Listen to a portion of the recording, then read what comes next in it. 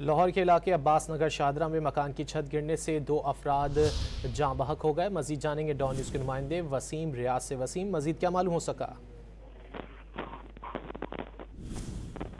लाहौर के इलाके अब्बास नगर शादरा में मकान की छत गिरने से 2 अफराद जाँ बहक हो गए हैं। घर सिंगल स्टोरी और मिट्टी की छत का बना हुआ था। रेस्क्यू ज़राए की जानिब से कहा गया। तफसीलात जानेंगे वसीम रियाज से। वसीम, क्या तफसीलात हैं? जो है वो मौका पर पहुंची। घर की सिंगल स्टोरी और मिट्टी की छत ये बनी हुई थी, जो अचानक जो है वो जो बारिश एक हुई है मानसून की पहली, उसकी वजह से जो है वो वजन बर्दाश्त न कर सकी और नीचे आ गिरी। इसके नतीजे में 2 अफराद जो हलाक हुए, उनकी साथ का मुकम्मल करके लाश उर्सा के हवाले कर दी गई है, जबकि 2 अफराद जख्मी हैं, उनको दिल्ली इमदादी अस्पताल मुंतकिल कर दिया गया है।